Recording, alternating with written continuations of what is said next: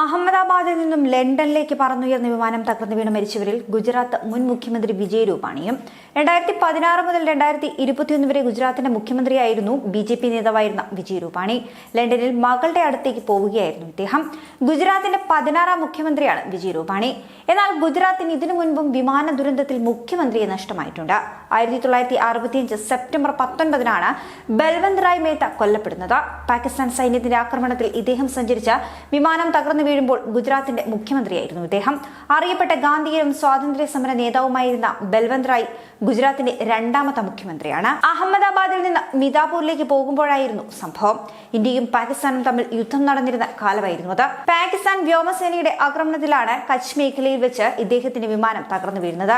ബീച്ചിലൂടെ യാത്ര ചെയ്യുന്ന ചെറുവിമാനത്തിൽ ബൽവന്ത് റായ്ക്കൊപ്പം ഭാര്യ സരോജ് ബെന്നും സഹായികളും മാധ്യമ പ്രവർത്തകനും 2 വിമാന ജീവനക്കാരുമുണ്ടായിരുന്നു.